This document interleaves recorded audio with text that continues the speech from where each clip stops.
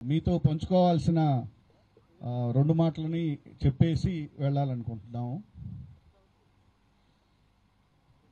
కళ అనేది కళ కోసం కాదు, కళ కాసుల కోసం కాదు, కళ సామాజిక చైతన్యం కోసం అంటూ ఆనాటి నుండి ఈనాటి వరకు సామాన్య మానవుల నుండి ఎందరో కవులను, రచయితలను, నిర్మాతలను, ఎందరో హీరోస్ని తయారు చేసిన క్రెడిట్ ఎవరికన్నా ఇవ్వాలంటే అది మహాసంస్థ ప్రజానాట్య మండలికి ఇవ్వాలి.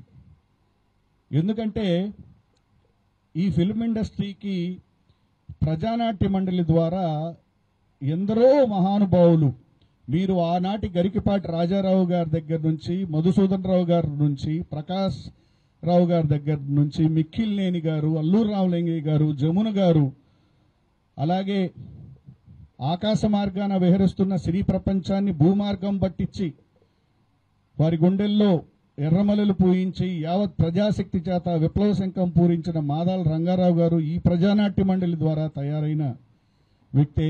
అలాగే నేటి భారతంలో బాక్సాఫీసుల్ని దేశంలో దొంగలు పడ్డారంటూ బాక్సాఫీసులు బదులుగొట్టిన టీ కృష్ణ గారు కానివ్వండి, అలాగే తాను నమ్ముకున్న సిద్ధాంతం కోసం ఆఖరి వరకు ఎర్రజెండాని భుజానేసుకొని వెళ్ళిన నారాయణమూర్తి గారు కావండి, ఇలా చెప్పుకుంటూ జయరాజ్ గారు, అశోక్ తేజ గారు, వందే మాతరం శ్రీనివాస్ గారు,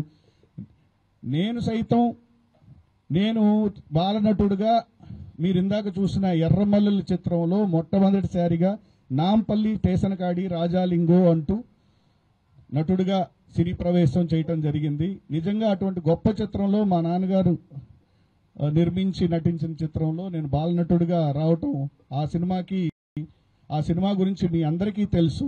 మొట్టమొదటిసారిగా ఎర్రజెండాని సినిమాలో చూపెట్టిన సినిమా. అలాగే కార్మికులు, కర్షకులు, శ్రామిక శక్తులు అన్నీ తెల్లటి మలలు లాంటి వాళ్ళు, వాళ్ళ గుండెలకు గాయాలు తగిలితే ఎర్రమలలై పోరాడతారు అని చెప్పిన చిత్రం. అలాగే ఇవాళ మీరు షార్ట్ ఫిల్మ్ డైరెక్టర్స్గా ఇండస్ట్రీలోకి రావాలనుకుంటున్నారు. మిత్రులారా, నాకు తెలిసినంత వరకు ఈ సినిమా ఇండస్ట్రీకి పనికిరాని వాళ్ళంటూ ఎవరూ లేరు.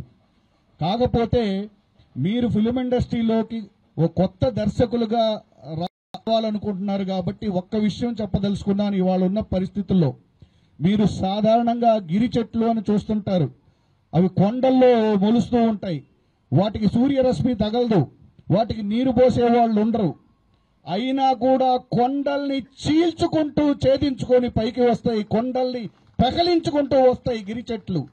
అలాంటి గిరి చెట్లై మీరు ఇండస్ట్రీలోకి రావాలంటే మీ ఆశయ సాధన కోసం, ఎందుకంటే ఇవాళ ఇండస్ట్రీలో మీకు తెలిసిందే ఇండస్ట్రీ ఎలా ఉందని తెలుసు, ఎటువంటి సినిమాలు వస్తున్నాయి అని తెలుసు.